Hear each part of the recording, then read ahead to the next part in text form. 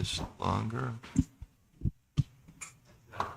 Because it's kind of like right in the way. Yeah, that's good. You can just go on the other side.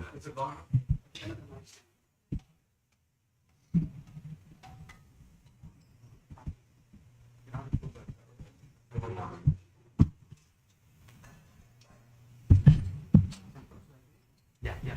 In the meantime, I'll just do this. That'll work. Yeah, that's good.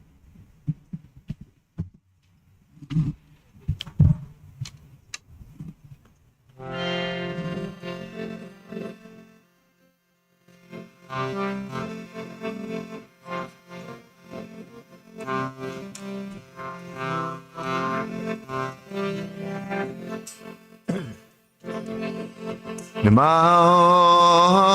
Vishnu Padaya Krishna Prastaya Bhutale Srimate Bhakti Vedanta Swami Nityanamine.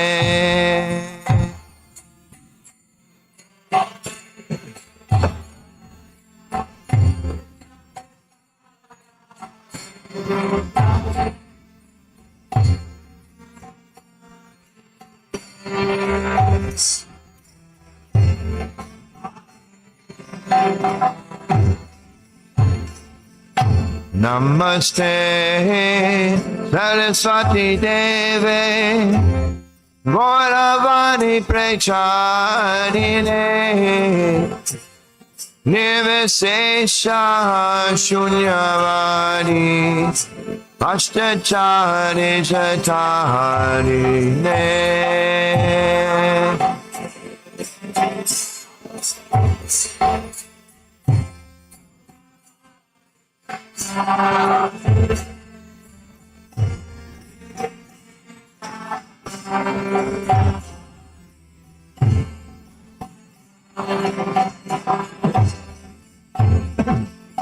Shri Krishna Chaitanya Prabhu Nityananda Shri Advaita Gadadhar Shivasari Gaura Bhakta Vrinda.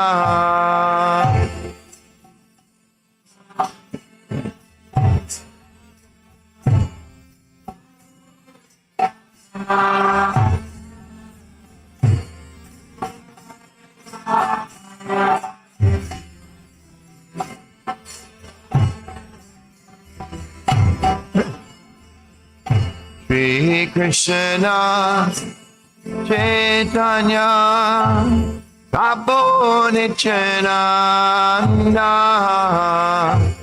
Shri Advaita Gadadhar Shivasari Gaura Bhakta Vrinda.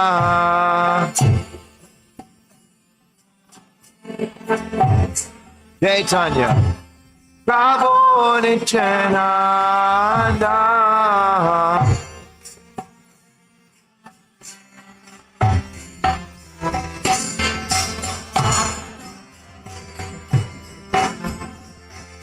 Shri Krishna Chaitanya Prabhu Nityananda Shri Advaita Gadadhar Shivasari Gaura Bhakta Vrinda.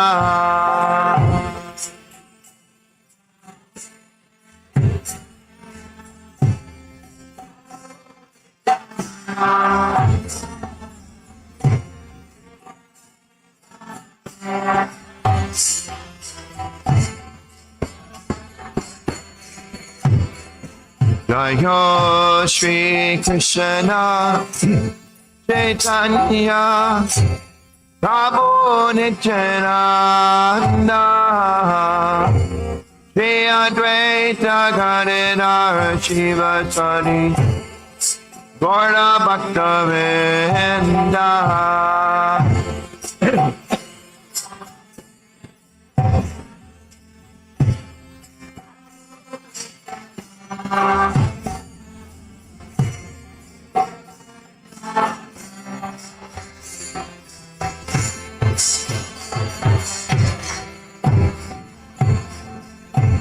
Hare Krishna, Hare Krishna, Krishna Krishna, Hare Hare, Hare Rama, Hare Rama, Rama Rama, Hare Hare.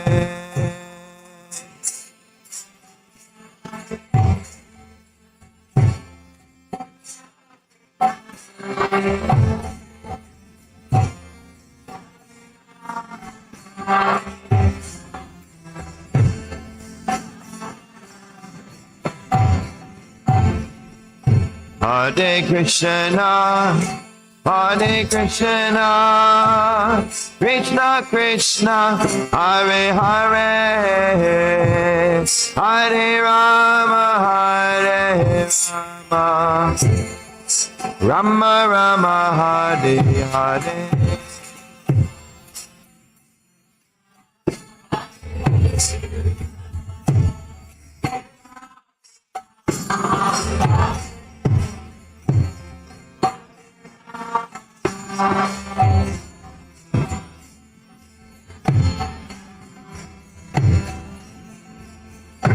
Hare Krishna, Hare Krishna, Krishna Krishna, Hare Hare, Hare Rama, Hare Rama, Rama Rama, Hare Hare.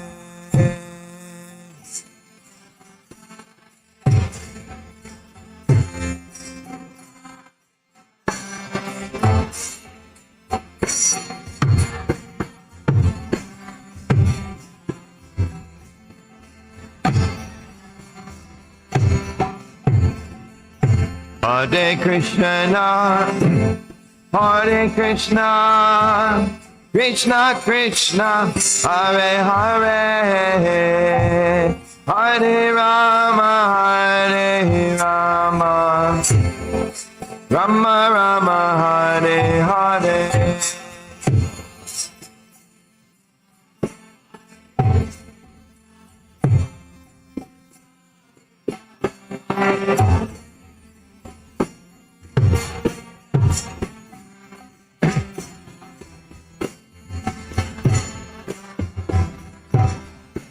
Hare Krishna, Hare Krishna, Krishna Krishna, Hare Hare, Hare Rama, Hare Rama, Rama Rama, Hare Hare.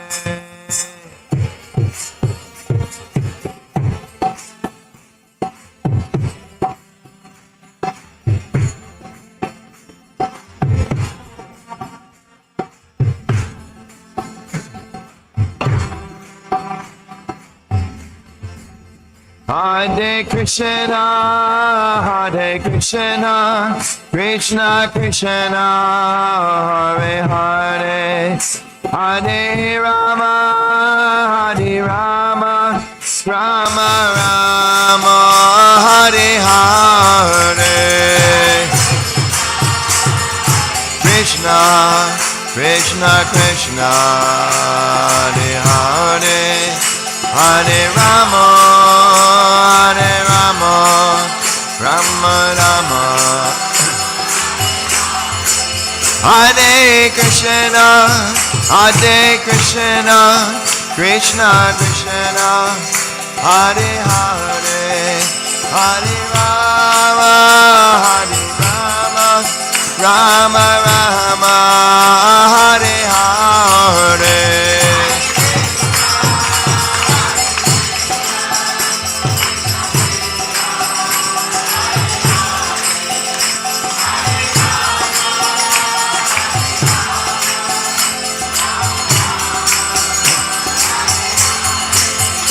Hare Krishna, Hare Krishna, Krishna Krishna, Hare Hare, Hare Rama, Hare Rama, Rama Rama, Hare Hare.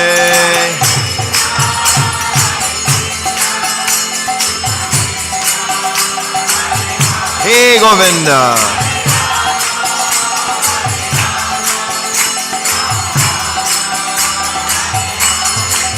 Hare Krishna, Krishna Krishna, Hare Hare, Hare Rama, Rama Rama, Hare Hare. Krishna, Krishna Krishna, Hare Hare, Hare Rama, Rama Rama. Hare Krishna, Krishna Krishna, Hare Hare, Hare Rama, Rama Rama, Hare Hare. Krishna, Krishna Krishna, Hare Hare, Rama, Hare Rama. Hare Krishna, Krishna Krishna, Hare Hare, Hare Ram, Rama Rama, Hare Hare.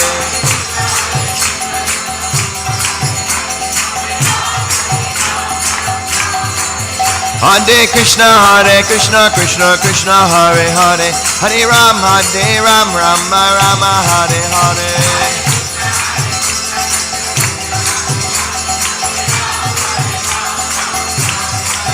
Hare Krishna, Krishna, Hare Hare, Hare Ram, Rama Rama, Hare Hare.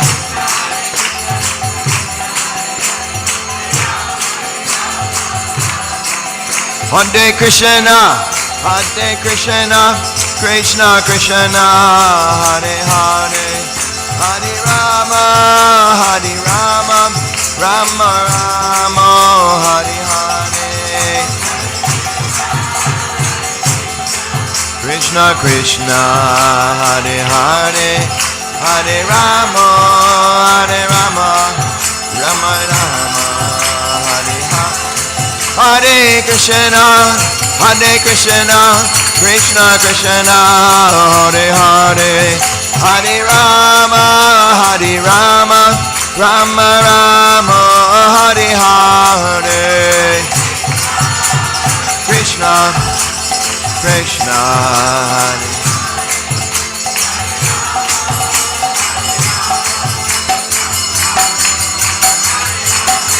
Hare Krishna, Krishna Krishna, Hare Hare, Hare Rama, Rama Rama, Hare Hare.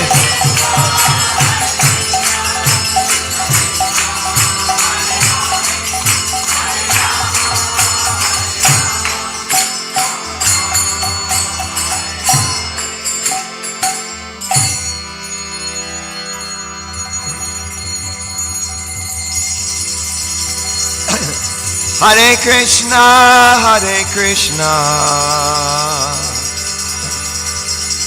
Krishna Krishna, Hare Hare, Hare Rama, Rama Rama, Hare Hare.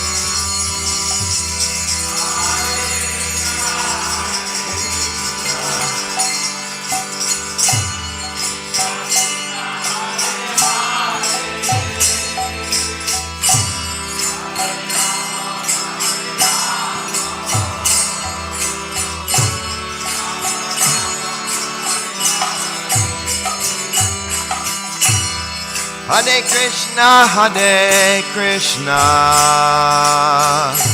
Krishna Krishna, Hare Hare, Hare Rama,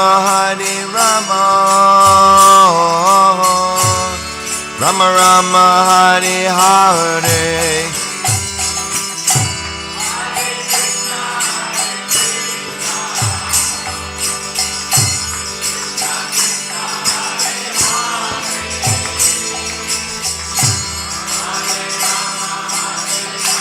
Rama,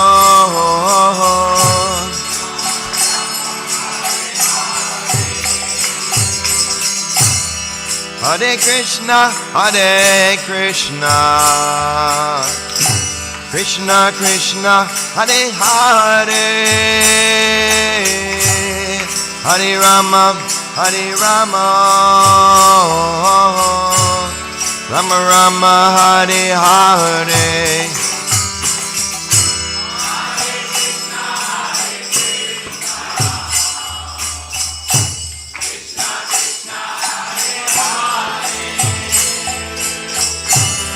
Hare Rama Hare Rama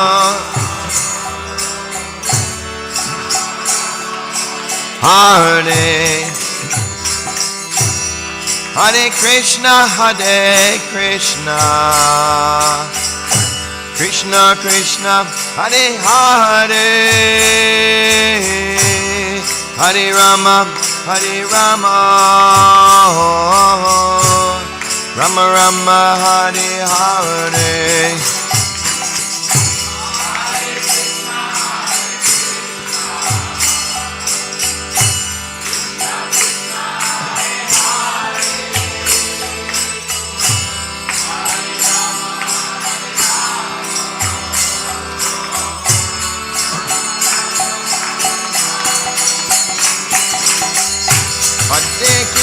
Hare Krishna Krishna Krishna Hare Hare Hare Rama Rama Rama Hare Hare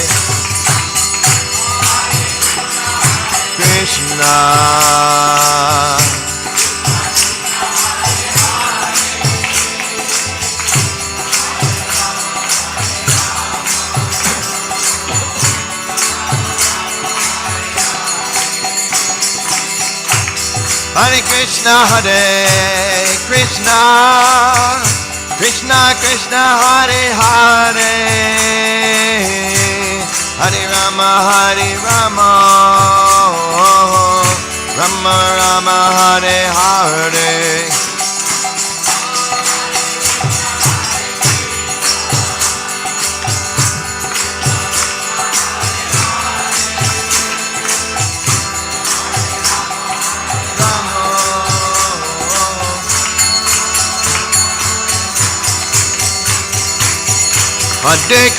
Hare Krishna Krishna Krishna Hare Hare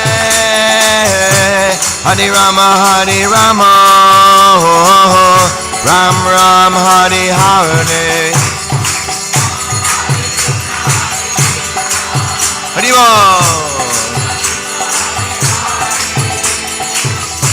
Hare Rama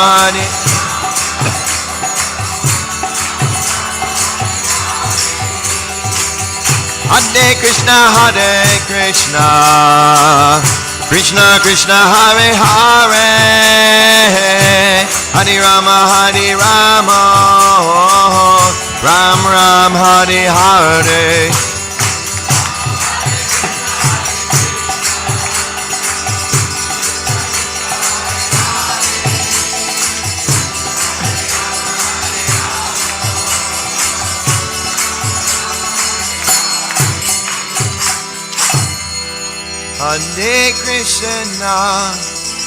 Hare Krishna Krishna Krishna Hare Hare Hare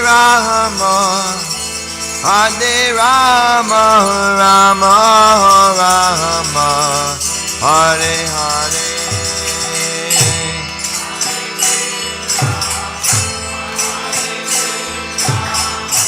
Krishna Krishna Hare Hare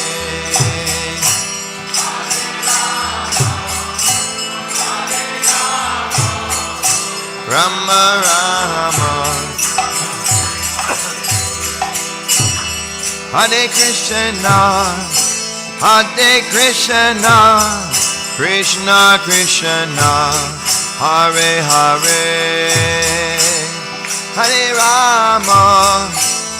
Hare Rama Rama Rama Hare Hare Hare Krishna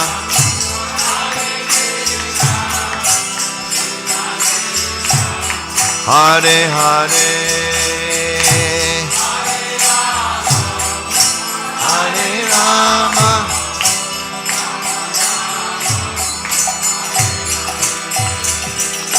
Hare Krishna, Hare Krishna, Krishna Krishna, Hare Hare, Hare Rama, Hare Rama, Rama Rama, Hare Hare.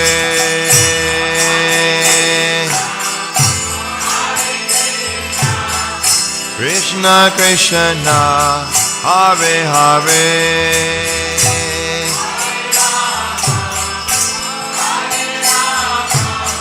Rama, Hare Hare, Hare Krishna, Hare Krishna, Krishna Krishna, Hare Hare, Hare Rama, Hare Rama, Rama Rama, Hare Hare.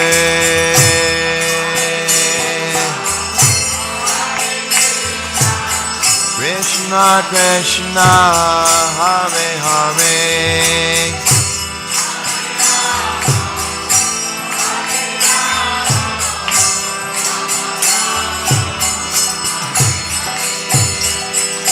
Hare Krishna, Hare Krishna, Krishna Krishna, Hare Hare, Hare Rama, Hare Rama, Rama Rama, Hare Hare.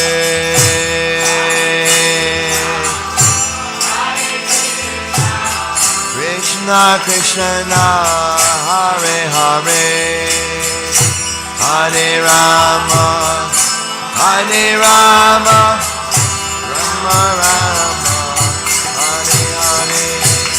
Hare Krishna, Hare Krishna, Krishna Krishna, Hare Hare, Hare Rama, Hare Rama, Rama Rama, Hare Hare.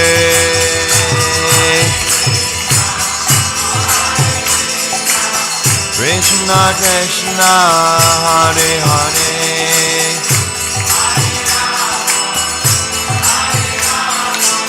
Rama Rama, Hare Krishna, Hare Krishna, Krishna Krishna, Hare Hare, Hare Rama, Hare Rama, Rama Rama, Hare Hare.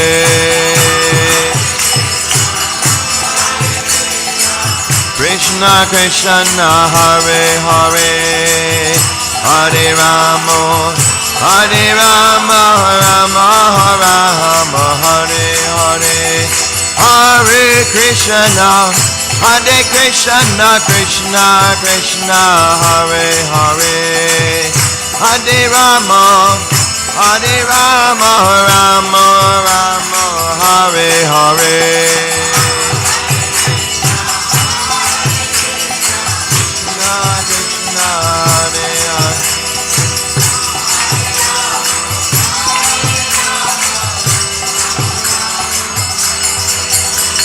Hare Krishna, Hare Krishna, Krishna Krishna, Hare Hare, Hare Rama, Hare Rama, Rama Rama, Hare Hare. Hey Govinda. Hare Rama, Hare Rama,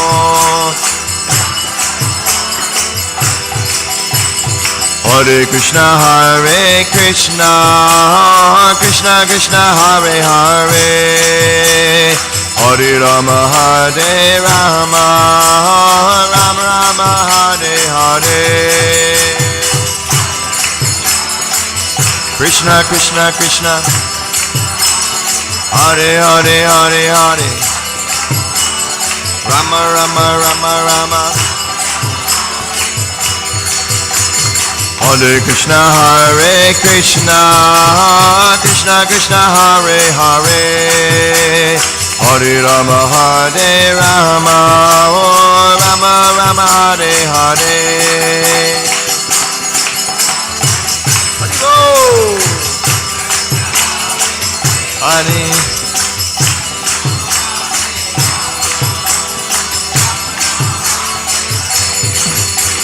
Hare Krishna, Hare Krishna, Krishna Krishna, Hare Hare, Hare Rama, Hare Rama, Rama Rama, Hare Hare.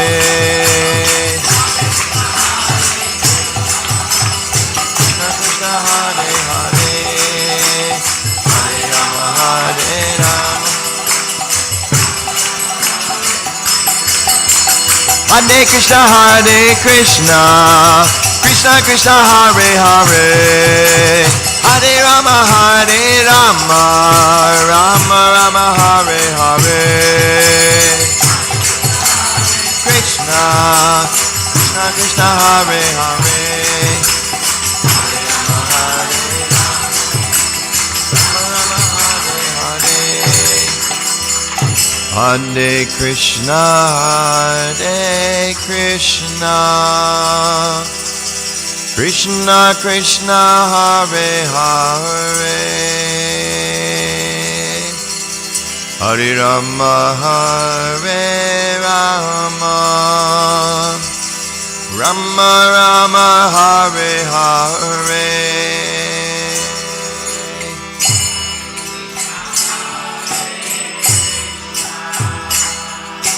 Krishna Krishna, Hare Hare,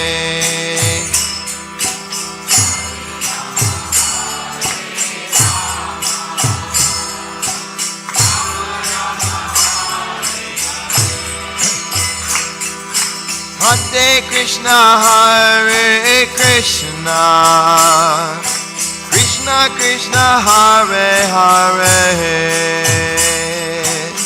Hare Rama, Hare Rama, Ram Rama, Hare Hare.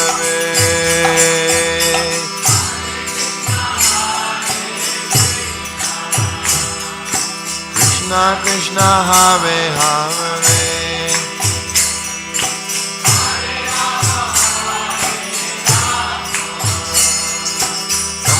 Rama Hare Hare. Hare Krishna, Hare Krishna, Krishna Krishna, Hare Hare, Hare Rama, Hare Rama, Rama Rama, Hare Hare.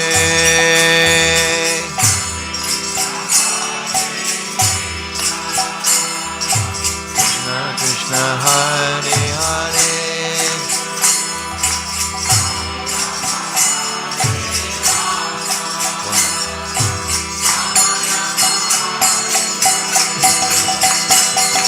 Hare Krishna, Hare Krishna, Krishna Krishna, Hare Hare, Hare Rama, Hare Rama, Rama Rama, Hare Hare. Krishna Krishna Krishna,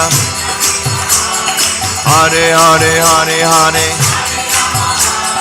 Rama Rama, Rama Rama. Hare Krishna, Hare Krishna, Krishna Krishna, Hare Hare, Hare Rama, Hare Rama, Rama Rama, Hare Hare.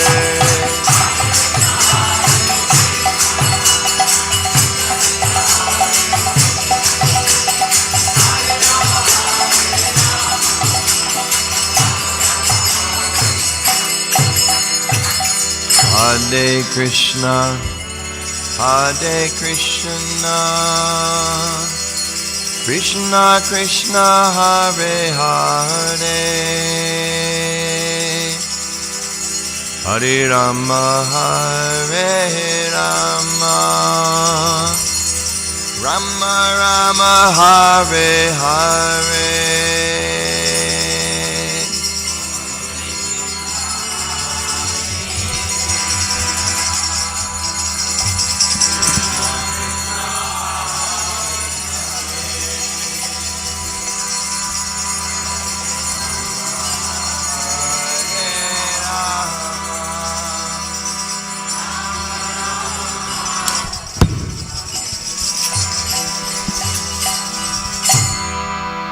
Premanandi.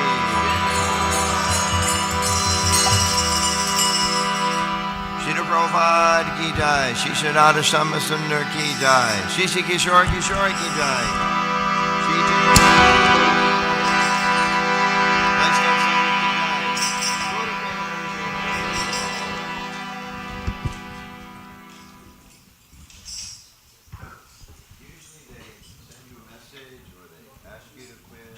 Sorry. Take the microphone away, you know. It's time to stop. You've overdone your welcome. Please quit chanting now. No, we were enjoying it so much. It's my fault. I told you, maybe we need to move my person.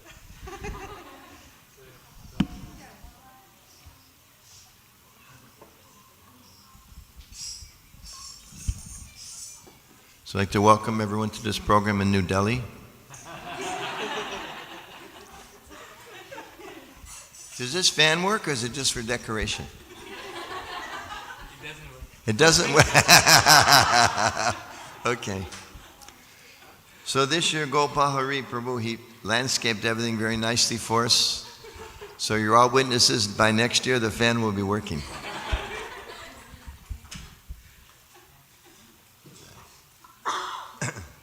So I was thinking, Premananda told me she needed a title. Can we take this off? She needed a title this way, huh? For the, uh-oh. Now I'm in trouble.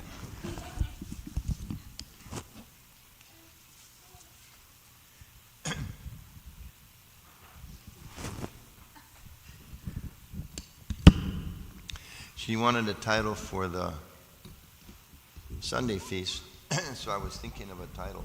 And then I thought maybe it doesn't work for Sunday feast because it's going to go on the website and people won't misunderstand and they won't like it. Of course, we know in this age of social media, whatever you do, everybody likes what you do, right? Isn't it? Whatever you do in the age of social media, right? It's the age of love and trust, social appreciation. Right? So anyway, I was thinking of this title for a talk. So what I was thinking was, why we like salt in our sabji. Who can say, why do we like salt in our sabji? Brings out the flavor, yeah. What's a shorter way of saying brings out the flavor? It adds taste. It adds taste. And we know, right? Part of the history of India, as far as the European awareness of India, was the salt trade, right? The spice trade. All those poor British people, they were eating all their unhealthy food in an untasty way. So they all decided we have to conquer an empire to get salt, right? To get spices, to get taste. And we have some British people here, so we won't speak more about that. Yes. We Americans had a less friendly exit from the British Empire than some of us did. But anyway, so why do we want salt in our sabji? Because we want taste. And if there's no salt in the food, right? Like sometimes people, for health reasons, they have to have less salt, right? And sometimes that's a big austerity, less salt in your food, right? Why? Because we want to have taste. So Krishna talks about taste in a lot of places in the Bhagavad Gita, but this is one of the most important ones. If you know, you can recite after me. Vishaya vinivartante nirahara shadehina rasavarjamasopyasya padam drisva nivartate. So the Lord says the embodied soul, who's that? Who's embodied souls? Us. Talking about me. Don't you feel happy he's talking about you? You've already caught his attention. The embodied soul may be restricted from sense enjoyment, though the taste for sense objects remains. But ceasing such engagements by experiencing a higher taste, he's fixed in consciousness. Okay, so he uses the word taste twice there. So purport by His Divine Grace Srila Prabhupada. And Unless one is transcendently situated, it is not possible to cease from sense enjoyment. The process of restriction from sense enjoyment by rules and regulations is something like restricting a diseased person from certain types of eatables. The patient, however, neither likes such restrictions nor loses his taste for eatables. Similarly, sense restriction by some spiritual process like Ashtanga Yoga in the matter of yama, niyama, asana, pranayama, pratyahara, dharana, dhyana, etc. is recommended, Prabhupada is saying, I'm not saying, for less intelligent persons who have no better knowledge. But one who has tasted, he puts a D on the end there, one who has tasted, what? Anybody remember? Tasted what? The beauty. One who has tasted the beauty of the Supreme Lord Krishna in the course of his advancement in Krishna consciousness no longer has a for dead material things. Therefore, restrictions are there for the less intelligent neophytes in spiritual advancement of life. But such restrictions are only good until one actually has a taste for Krishna consciousness. When one is actually Krishna conscious, he automatically loses his taste for pale things. Pale things. Jai. Shri Prabhupada ki jai. Om Gyanatam Yanda Shajanan Anjana Shalakaya. Chakshu Umanitam Yena Tasmai Shri Gurave Namaha. Shri Chaitanya Manobishtam Stapitam Yena Bhutale Swayam Rupa Kadamayam Tadasi Svafanantikam. Jai Shri Krishna Chaitanya Prabhu Nityananda Shri Advaita Gadadhar Shivasti Gaura Bhaktivedanta. Hare Krishna Krishna Krishna Hare Hare Hare Rama Rama Hare Hare. So, why do we like salt in our sabji? Because there's more taste. If there's no salt in the sabji, if there's no spices in the sabji, there's no taste. Sometimes in ISKCON temples, salt is hard to find. Sometimes the Sunday feast goes, is there any salt? And it's like, well, somewhere there's salt, but usually there's no salt. So the cooks kind of assume Krishna, it was cooked so nicely you don't need any salt, but sometimes they need salt, right?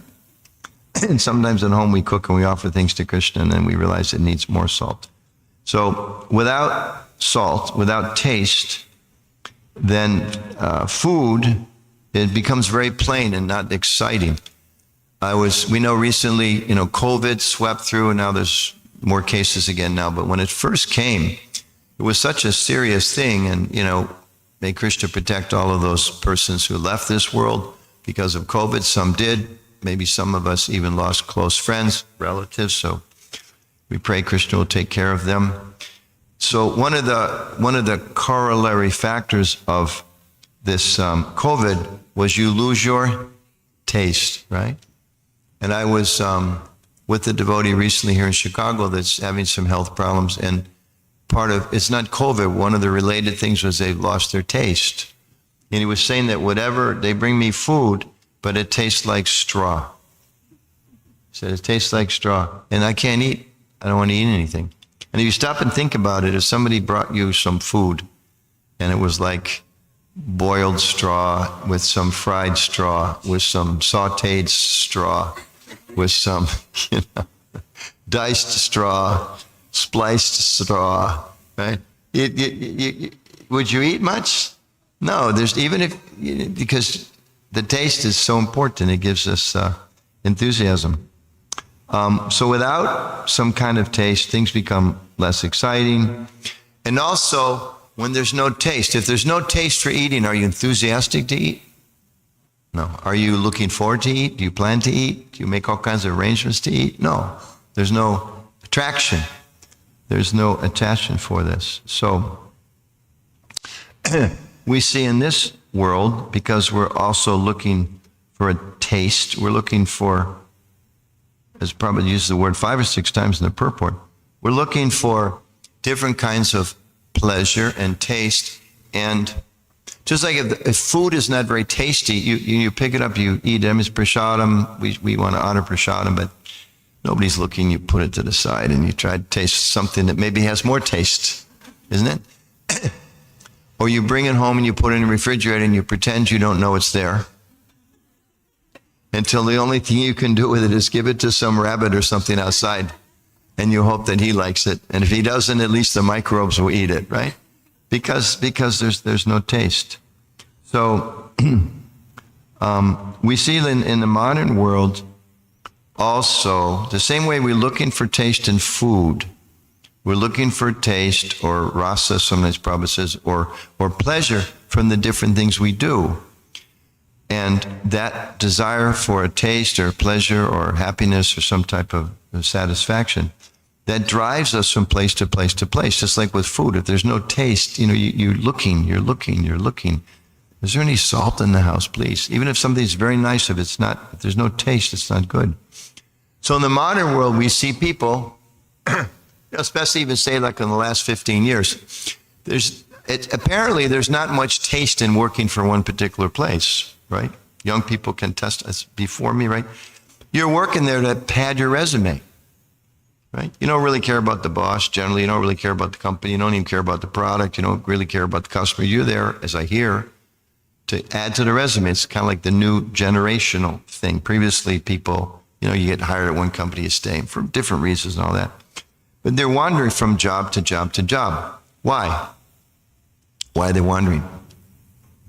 They're looking for better taste. Look for better taste. If I switch to this job, maybe I'll get a little more money. Maybe I'll get a bigger office. Maybe I'll get a better window. I'll have a bigger nameplate on the door.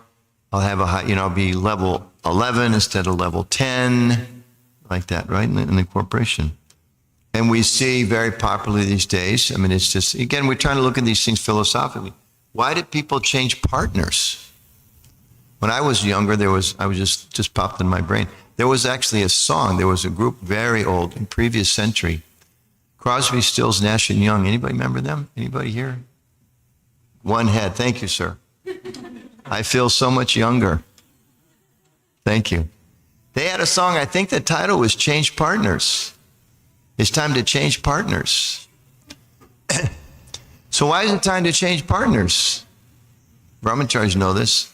Because they're more intelligent, Because there's not enough taste. There's not enough, something's missing.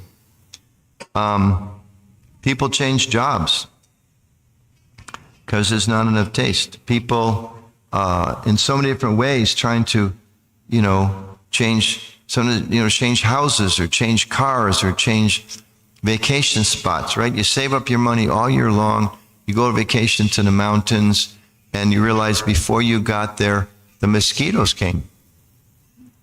Isn't it? You're just trying to peacefully enjoy the mountains, and the sun goes down. All of a sudden, right?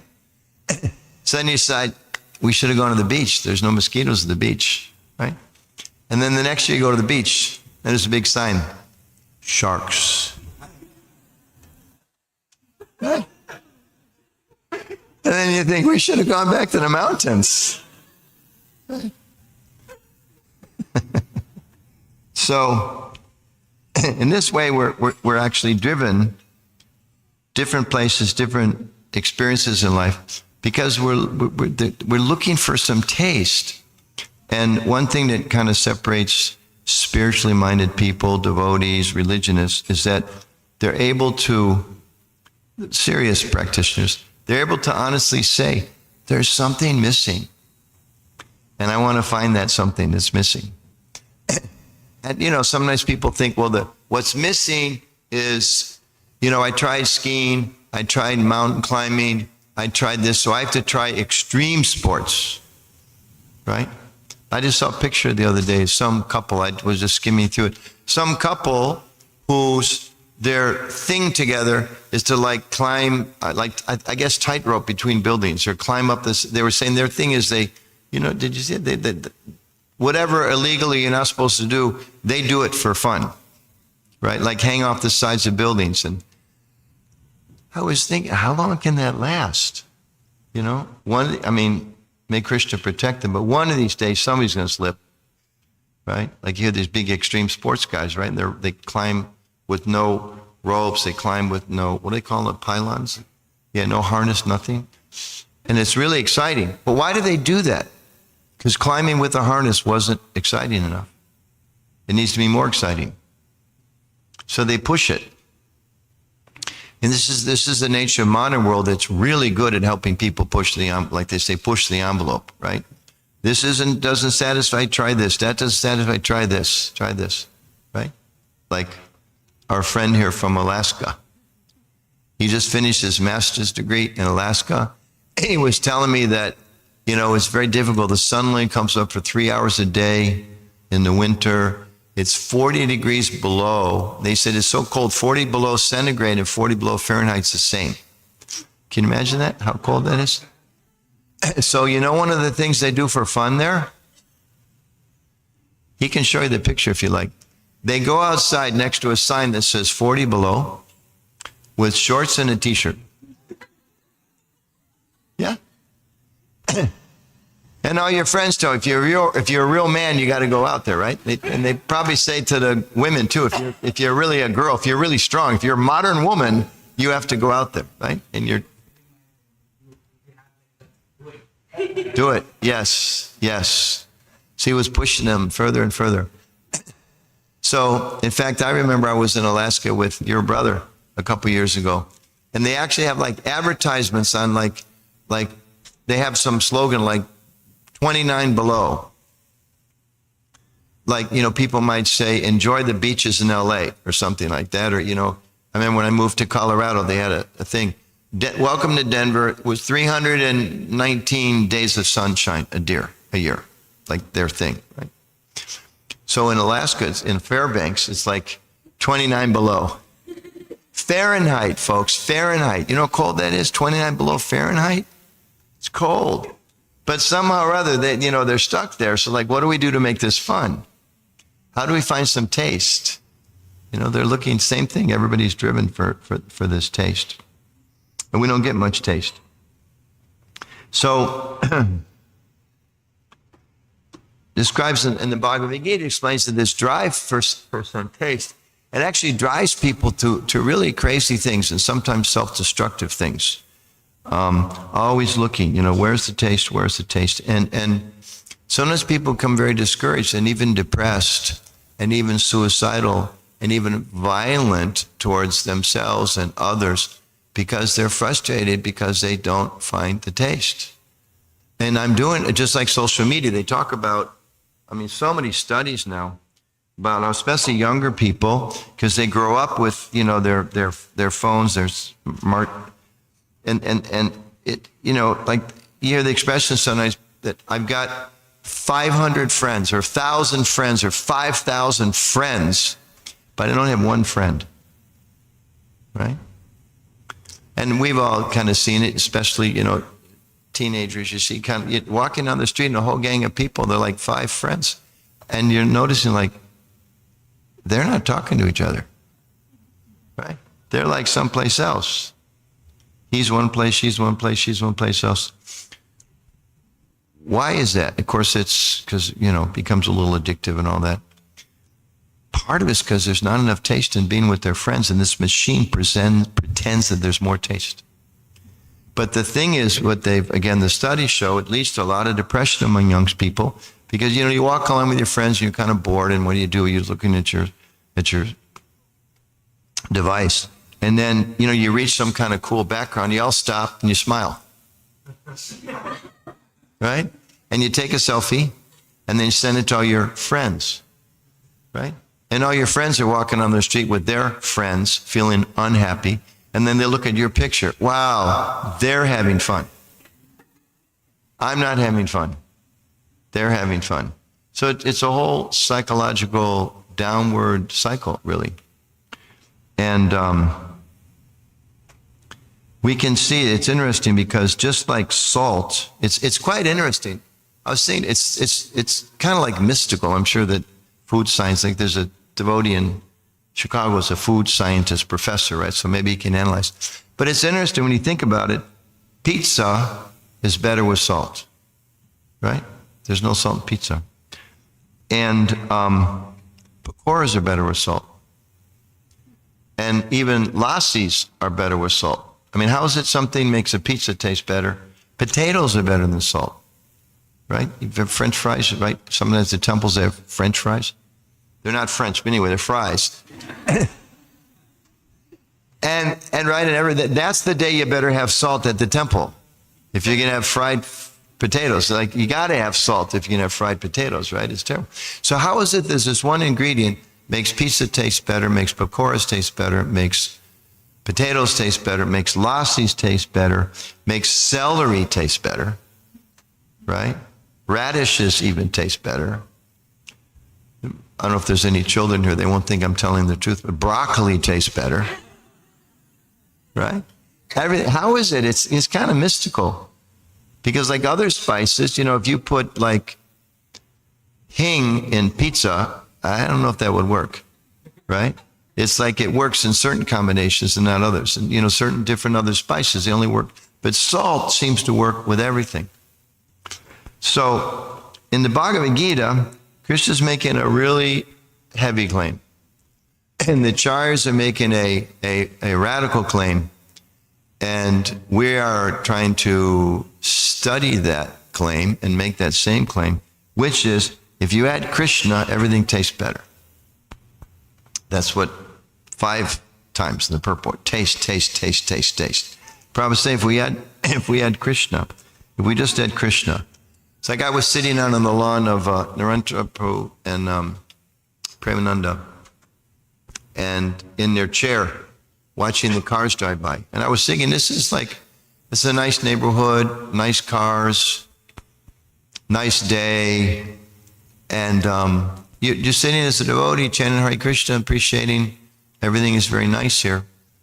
But then you see people kind of drive by and you kind of get a sense like they're hurrying to the mall. Okay, their car's going by, he's hurrying to the mall. Why is he going to the mall? Because he needs to buy something. Why does he need to buy something? Because he thinks it'll make him happier, right?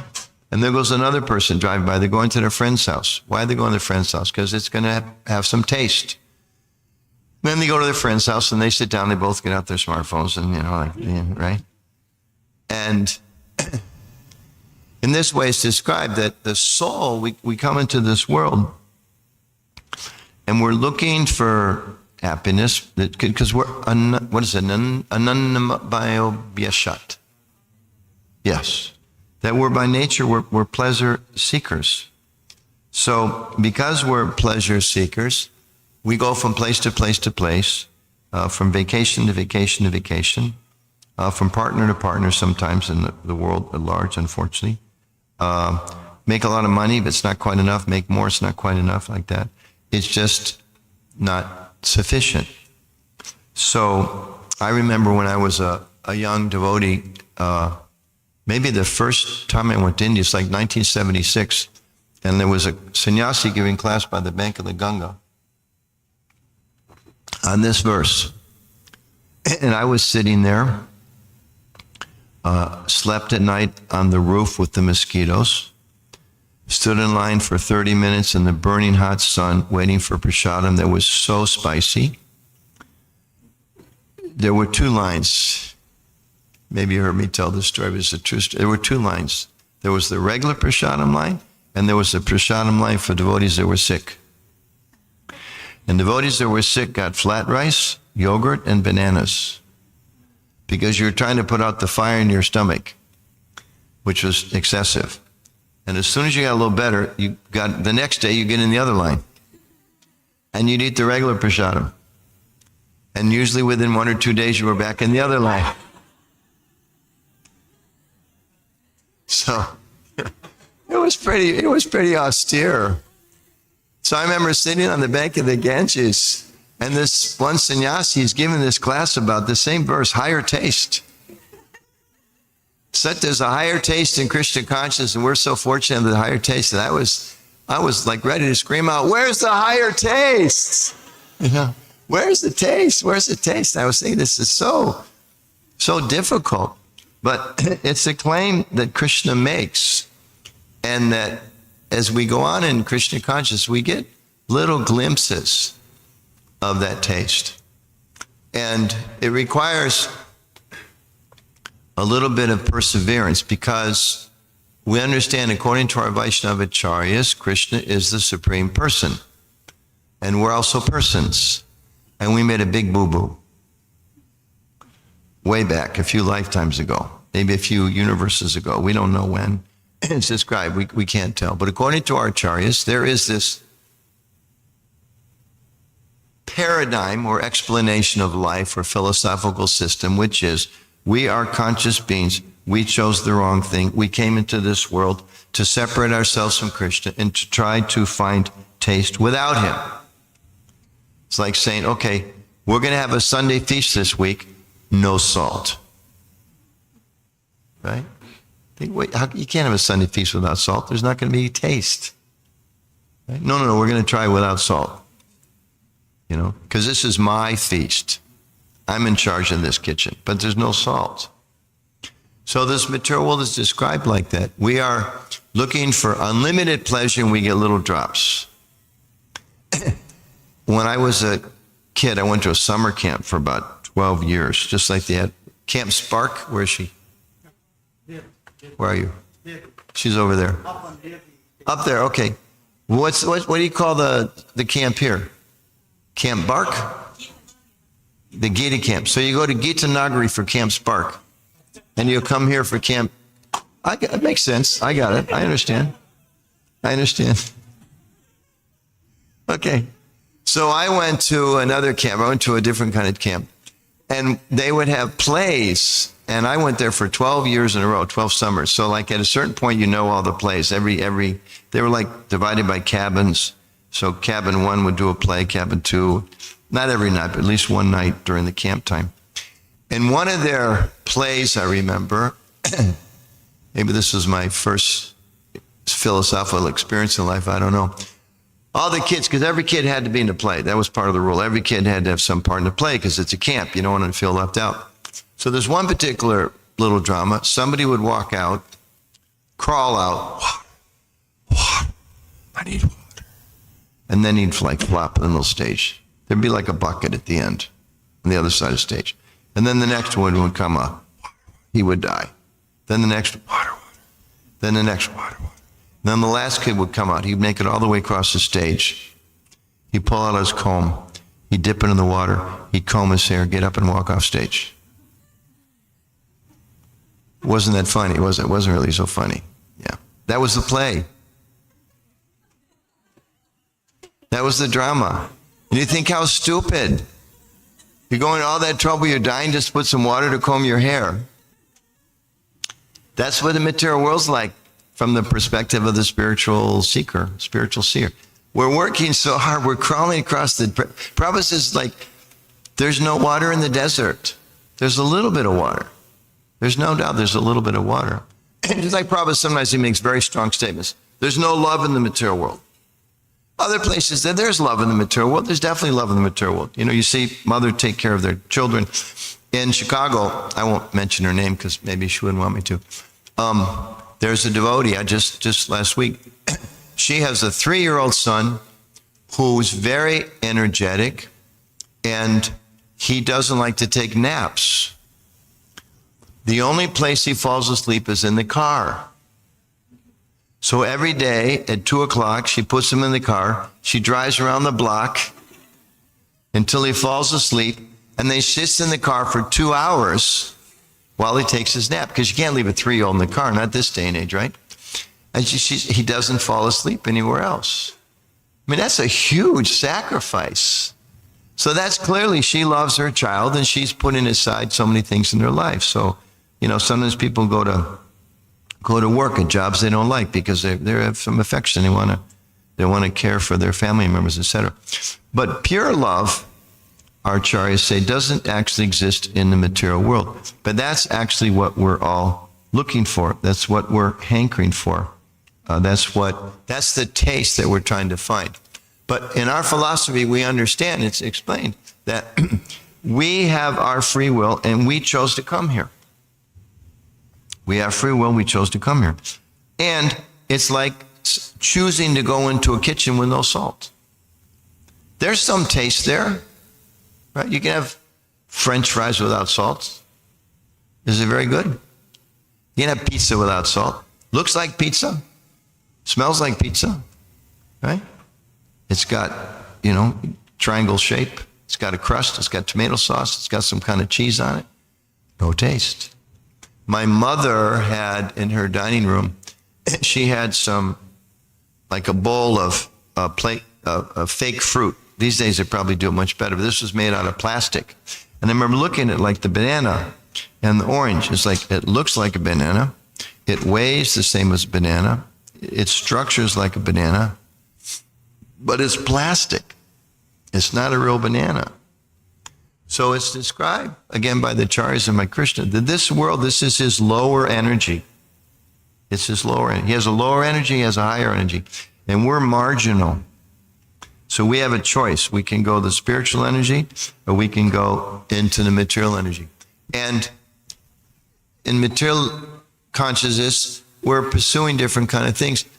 But if we're honest with ourselves, there's always quite not enough taste. And therefore it's described, this is why bhakti is so wonderful.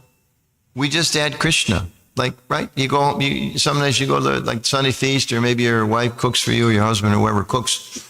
Say, wow, this, like, something's wrong with the sabji. I know in my house, my wife will say, add salt. I'm like, nah, I'm not going to. No, add some salt. So I eat about like 3 bites of straw, and then I surrender. Okay, where's the salt? And then you put the salt on, and it's quite amazing how much better it tastes, isn't it? We've all had that experience. So Krishna says, just add me. Prabhu says, just add me. You want a family? Fantastic. Add Krishna. You want a nice car? Fantastic. Add Krishna. You want to make a lot of money? Fantastic. Add Krishna. You want to get a degree? Fantastic. Add a degree. You want to wear like really cool looking clothes? Fantastic. Add Krishna. I never said this one before, but you want a tattoo? Add Krishna. Okay, there's a lot of cool Krishna tattoos out there these days, right? So, and we experience that, and that's where this little extra taste comes in, because I remember one time I went on book distribution in Aspen, Colorado. I was living in a temple in Denver, and we get up in the morning, we'd take a bath in the river, which was really far out, and we would cook our food outdoors, which was a lot of fun, and we would watch the sun come up and the moon go down. And it dawned on me, we're doing the same things that people pay a lot of money to do, right? Fly to Aspen, see the mountains, watch the sun come up, watch the sunset. And then when it's over, they say, what's next? And we were brahmacharis, like, okay, get up, watch the sun come up, watch all the beautiful things in nature. Now we get to go serve Krishna. It's like, now there's salt. Now we've added this extra element. So it's like, say like family, it's the reality. You can take care of your parents, but one day they're going to go. And what are you going to do to help them? If you don't have spiritual knowledge, what are you going to do to help your parents? You can't slow it down. You can get the best doctors in the world. Maybe they're going to, extend their life a week or a month or something, but they're still going to go. And if you have kids, you can try to do the very best for your kids. But if we're helping our kids to be materialistic people, to, get a good job, make a lot of money, get a nice house, get a nice spouse, ultimately, it's not enough taste. It's not there's no taste.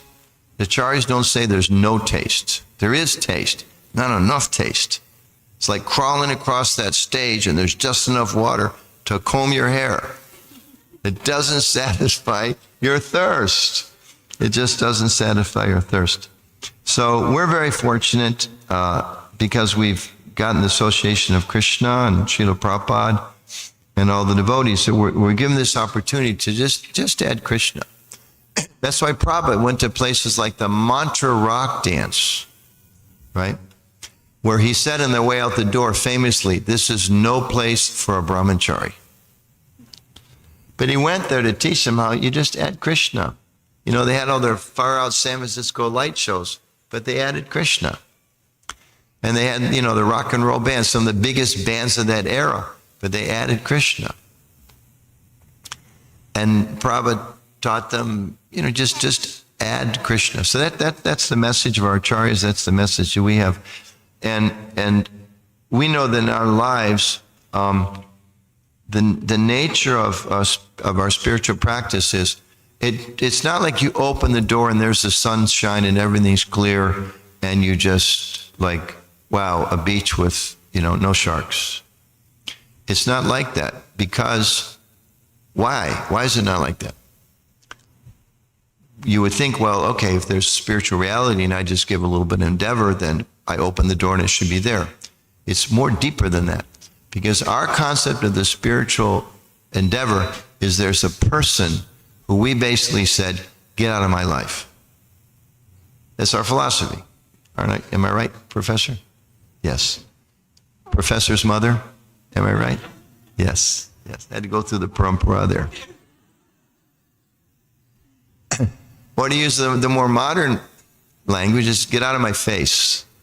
Or maybe the more violent, vicious way to say it. That we as individuals, this is our theology. We as individual spirit souls, we have our free will. We told Krishna we want to go someplace else. So he's very kind. Many times Prabhupada says, you want to go to hell? Krishna will let you go to hell. He's very kind. I have a hard time with that one. Personally, I'm still struggling with that. But he's so kind. I heard on a recording just recently, Prabhupada was saying, Krishna is so kind. Whatever you want, he'll let you have.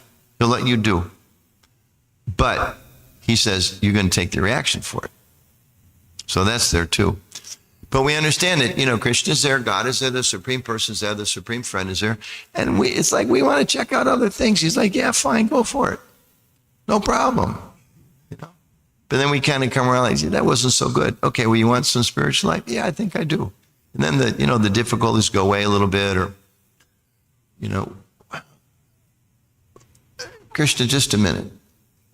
I got to check out something else, right? And then after a while, it's like, okay, no taste.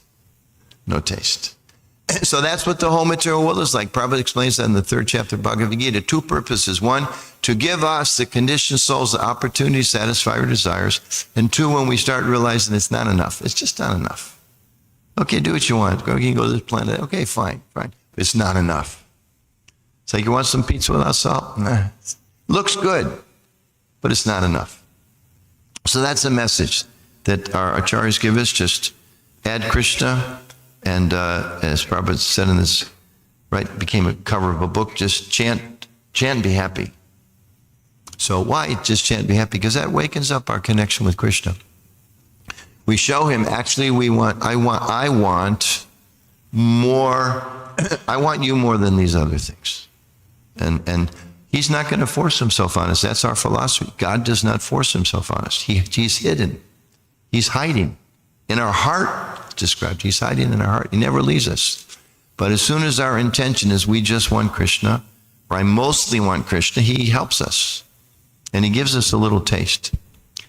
And then, because he's very kind, it's okay, here's a little taste, but there might be some taste over here. Do you want that or do you want me? Well, I think I want this. And then we can wander for a few more lives, a few more planets, a few more universes. But we come back to the same thing. Actually, I need you, I want you. And our whole process of Krishna consciousness become purified, awaken that connection with him, realize that, as Prabhupada says, the pale things in the material world, there's some happiness here. I mean, these are beautiful homes. It's lovely. That one needs a new roof. The one next door, they just had a divorce. The one next door to that, somebody just died. The one next door to that, they just lost their job. The one next door to that, they had a child born with a serious disability. It's going to be difficult for them for the rest of their life. The one next door, they just had a car accident. The one next door is waiting to go on vacation, but they just lost their job. Go knock on the door and ask them, And it's not that, and I'll end with this, because it's I don't want anybody to misinterpret. It's not pessimistic.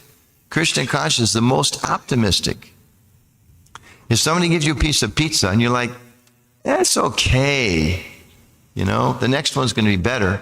But then somebody comes along and goes, hey, try this. This is really good. And they're not in marketing or they're not making any money like that. And that's the optimism of, yeah, this one's quite doesn't cut it, but wow, there's a real pizza. There's real salt. There's real taste. And it's hard for us because we live in this material world where we've been sold so many, like they false goods, right? So many false goods. Last story I'll tell. I went one time, my wife and I kept getting phone calls and phone calls. I thought, okay, we'll go, okay, to a timeshare sales. I kind of thought, you're going to go in a room like this and they're going to stand up and show you, try to convince you. Wasn't like that.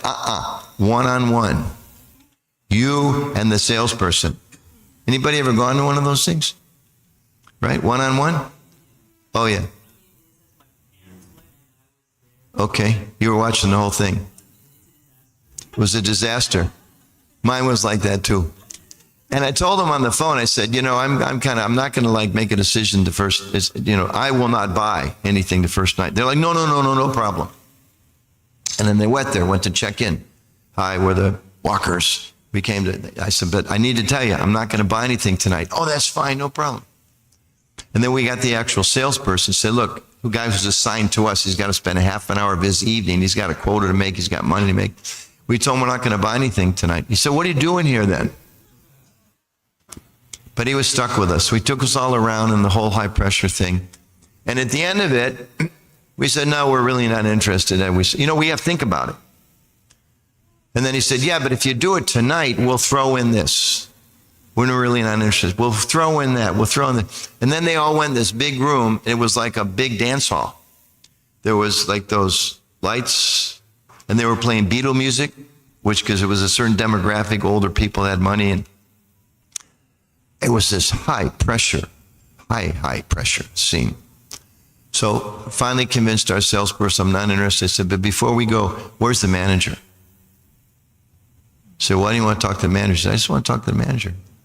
So they took me back in this hallway, dark hallway, not at all like the sales room, which is all bright and happy and everything's wonderful. Just give us $100,000, it'd be great. I went back to the manager and I said, you're the manager? He said, yeah. I said, how do you sleep at night? I said, you got a bunch of people out there. You're selling something they don't want, they don't need, they can't afford. But you got this whole psychological manipulation to try to make them feel like, well, we got to do it. And if they say no, you're thrown another week or another this or another that until they finally say yes. And then it's interesting, at least in Washington, you see, at least once a week, I hear an ad for like Smith, Smith, and Smith Law Firm. If you sign up for timeshare and you're having trouble getting out of it, call us and we'll help you in court get out of the contract. So it's like, I didn't think there was enough taste. Those people didn't look like they're getting enough of a taste, but the big sales pitch, and here's the proof. So in the same way, Krishna's encourages. He's saying, come. You want to play with me. You want to be in a beautiful place, be with me. You want to hear nice music, come with me. You want to dance, nobody dances like me. He's inviting us like that. So I'll stop there. Thank you all very much. Shri Prabhupada Ki Jai.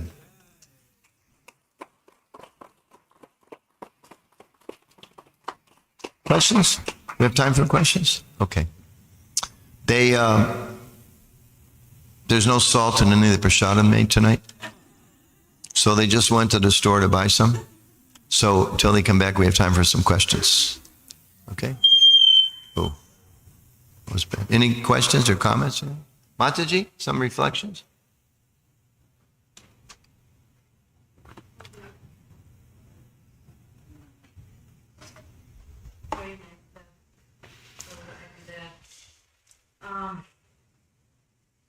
It's just, I feel like it's a journey. I think the whole journey to come to that, to develop the taste for Krishna.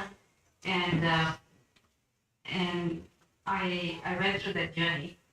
And ultimately, the taste came from Srimad Bhagavatam. So, and that seems like a kind of a pit, never ending pit, So ultimately, there is a lot there. If people would just wait and be patient and go through it. Wonderful. Thank you. Thank you for sharing that.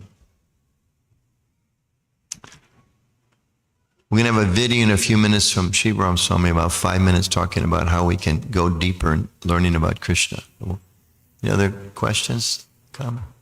Yes. Hare Krishna. You led the chanting before, right?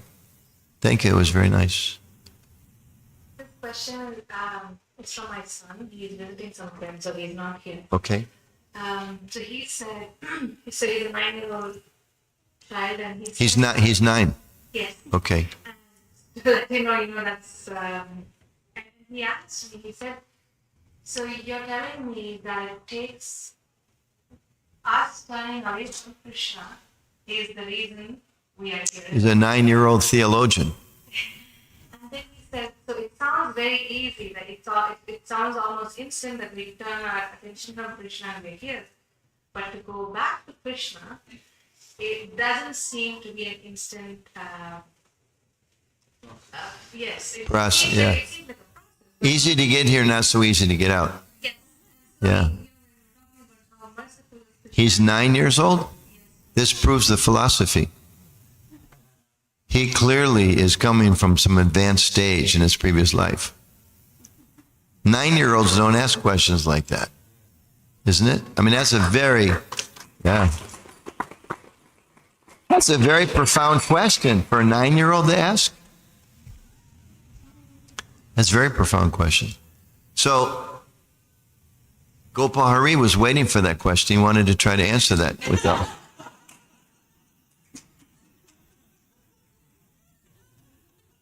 What's your answer to that question?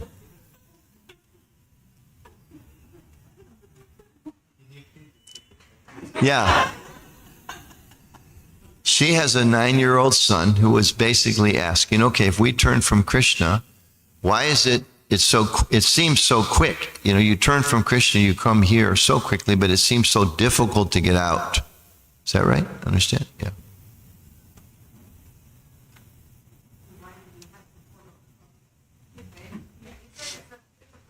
Why do we have to follow the process? It's too much. He's 9 years old. He wants to play ball. He doesn't want to. Why do I have to go to kirtan and listen to the lecture? All those things. Well, prabhu, like you're saying, like you were saying, it's a relationship of love. So our turning away is not a all or nothing turning away. We're making that decision at every moment. So our turning away wasn't instantaneous, it's happening right now, depending on how far or close we are to Krishna. And our coming back to him also is a relationship of love, and we're gradually developing that relationship and reminding our lost relationship with Krishna. So we have to be convinced, and we have to develop our love for Krishna before we're ready to completely surrender ourselves. This is the love. Is it described somewhere? Is it instantaneous? Sometimes you can hear described like that by the acharyas, like we have a thought, a desire to be separate from Krishna, poof, you're here. I don't know where it's described in any great detail. Maybe some of us it was a little slower, maybe some of us was instantaneous. That's not described so much. And sometimes when Prabhu was asked questions like that, he would give a kind of an answer that if you find yourself in the ocean, don't worry so much how you fell out of the boat. Worry about how do you get back in the boat. Which in some ways may not be a completely satisfying answer. But sometimes we see in Christian consciousness, there's certain things we don't understand. But if you go on after some time, then you see, oh, that makes a lot of sense now. So tell him maybe when he's 11, he'll understand. Yes, Prabhu. Just trying to get a bit technical about. Okay, please. Time factor. Yeah. Yes. Of course, time is not time in the spiritual realm like it is here. Yeah. That's exactly I'm trying to get technical. That it is possible that it was instantaneous. We said, I want to go, and Krishna said, fine, go. But that 1 second is millions and billions and trillions of years here. So it is fully possible that those millions and trillions of years that we are going through, that is also a second from the spiritual time. And we are going in the same moment back. So it may seem like a long process, but actually in terms of eternal time, it can be rather, it's actually short. It's the Interesting. same instant. Interesting perspective. And if your 9-year-old understands that, next week he should give class. Yeah, that's a deep question for a 9-year-old. Yes. You don't have to compete with that question, by the way. It's okay. I Yeah. had a follow-up to that. Okay. So could it be that before we came into the material world, we knew that it would be that hard. We knew that it would be a process, and did we volunteered ourselves, we signed up for this knowing that it would be hard. Could that also be why? I don't think that's the understanding. I think we were just thinking, Krishna's the center. I want to be the center. Let me try to be the center for a while. Yeah? I don't think we volunteered to come here because we didn't think it was, I mean, that's the illusion. That's for us. And Professor Gupta wrote a book about Maya, right? That's the illusion that we're thinking. I mean, it's a simple example. If you take the salt out of the food, there's just no taste. If you take Krishna out of our lives, it's just it's the inferior energy, and we need the superior energy. It's just, and we're experiencing that. It's just not enough. Okay. Yes. Namaste, Prabhuji. Hopefully, there's a different line of questioning.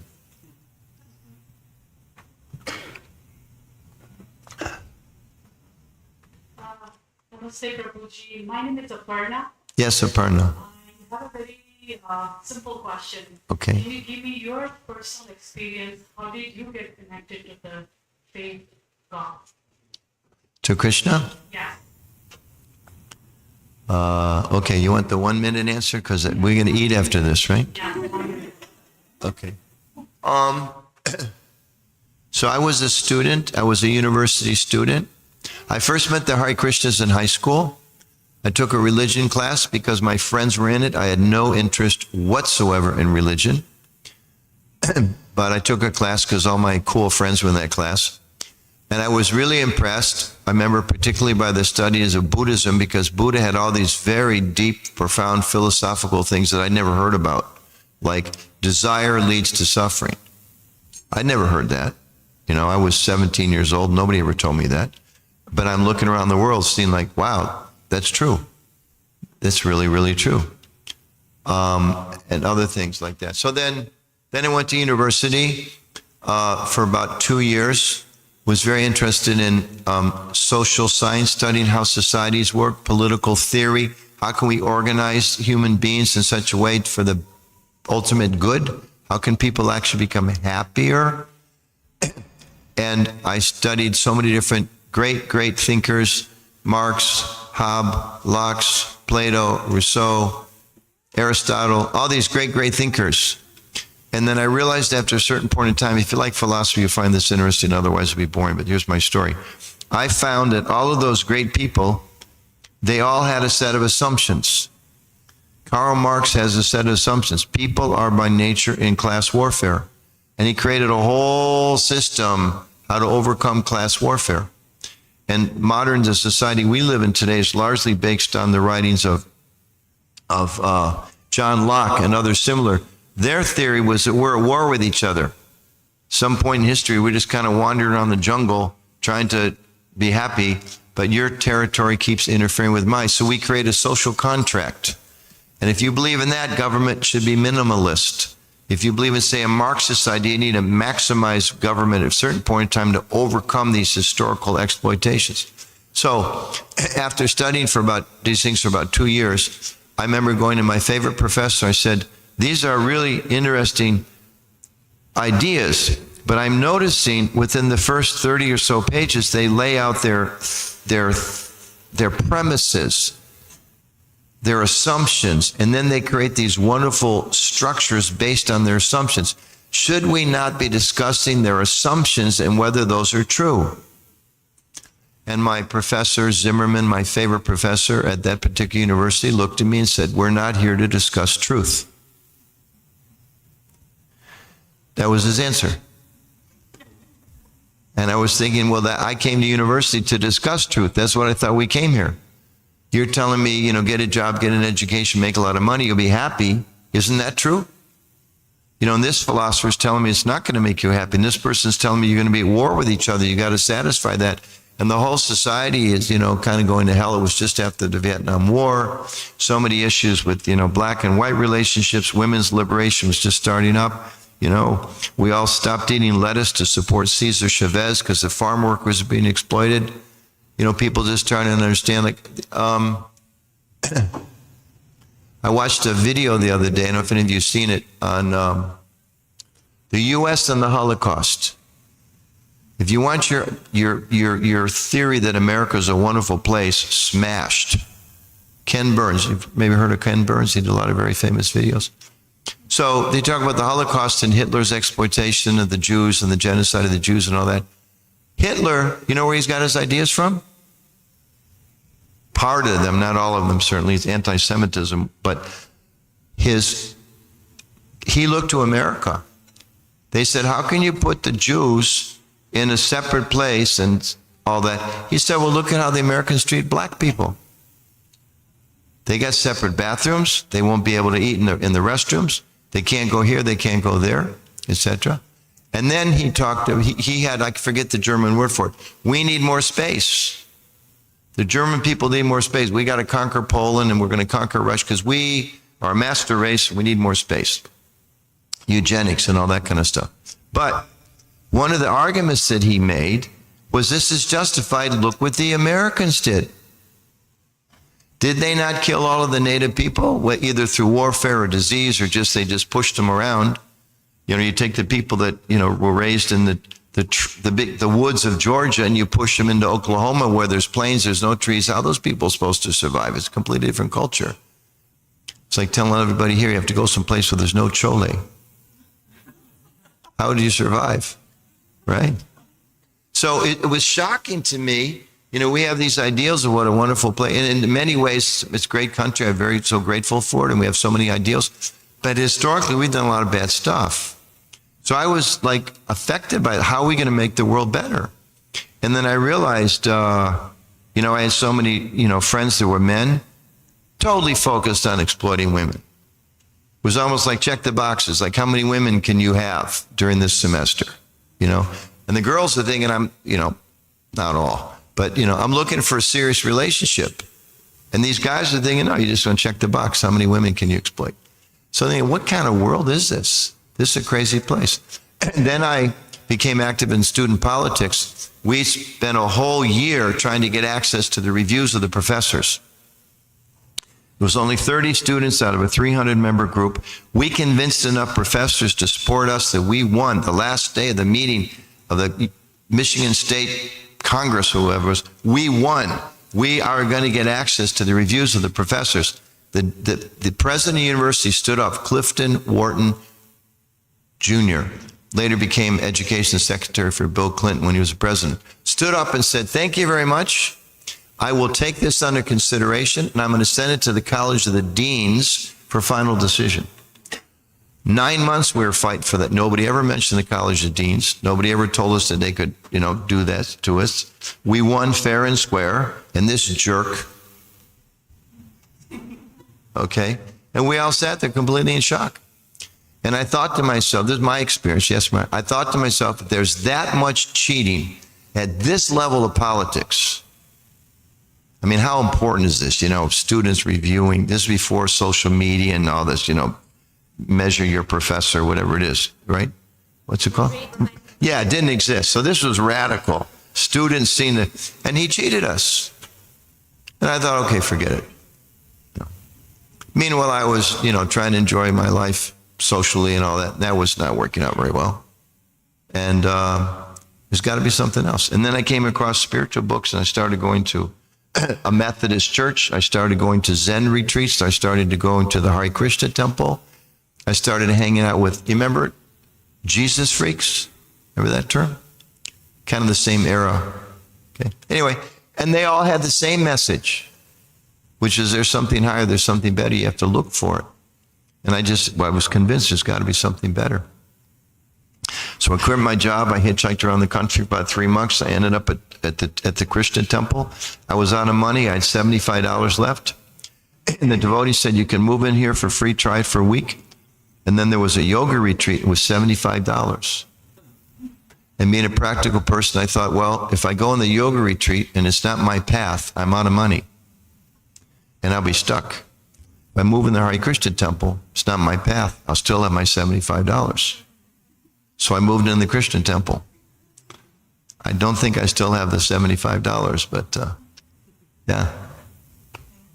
That's a condensed story.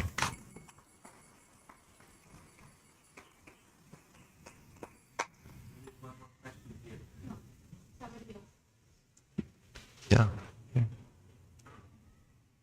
It's a long ways to the salt store, huh? I've noticed that everybody talks about going back to Goloka or all this stuff. Okay. All this stuff. Why, you just love Krishna? Like, I love Krishna. I don't know how to say it in English, but he's he's angry Baba. Okay. Yeah, you do it now. We don't say just do all your nonsense now and then go back to Krishna. We say add Krishna now. A lot of people, they just do Bhakti, they think like Goloka or like Vaikuntha, you just go into Last, you stay there forever, like there's nothing to do. What I pray, I never pray, don't send me there. I tell Krishna, just you give birth again, I think, but make me a Buddha so I can serve you. Why is it that people are always like, I feel like they're going for Bhakti, but not with the right motives. Yeah, beautiful. How old are you? Okay. Another proof of the philosophy. Yeah. No, that's very true. And I would say even more than that. Okay, so now I have bhakti. Now I understand Krishna. So how am I going to make this world a better place?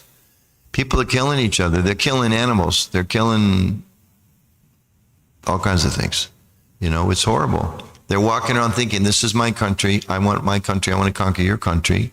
They're thinking, I'm white, you're black, I'm white, he's green, she's purple, right? I don't like purple people. I hate purple people. We're going to take this country back from the purple people. Where's that coming from? That's ignorance, that's illusion. We have a responsibility. Prabhupada came, where did Prabhupada go? Did he go to the Himalayas? Did he go to the Amazon jungle? No, he went to New York City. Where did he go after that? San Francisco.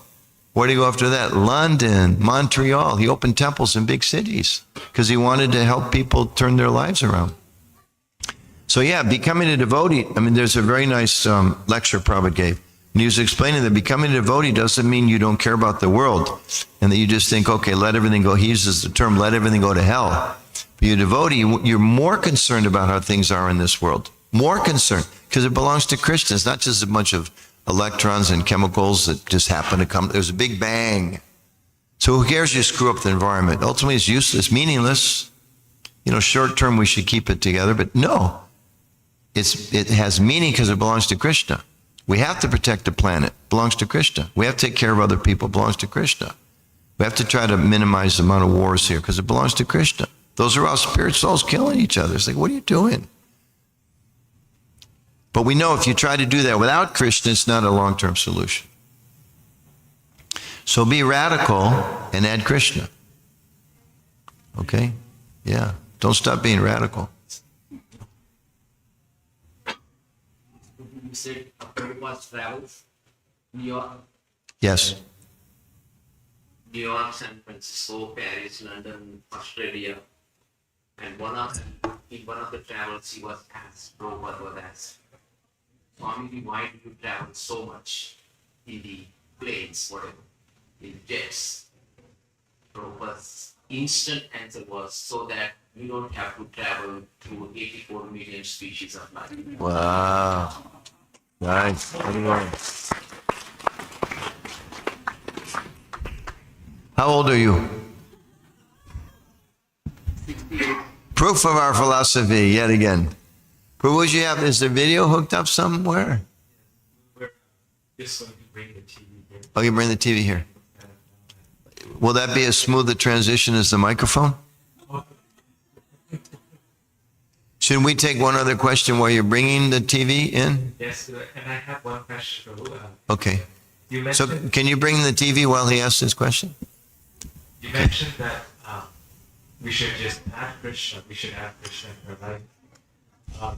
But Krishna in the Gita is saying, worship me exclusively. And I'm asking the one, because he seems to be a very greedy God. He said, no, nothing else. Yeah, but what is there that's not Krishna? This house is Krishna's energy. The car is Krishna's energy. The children are Krishna's energy. The job is Krishna's energy. The grass is Krishna's energy. The trees are Krishna's energy. So you just add an understanding of who's the person behind it all, then everything else has meaning. The beautiful example, you gave a nice one with numbers. Prabhupada said, the world is a bunch of zeros.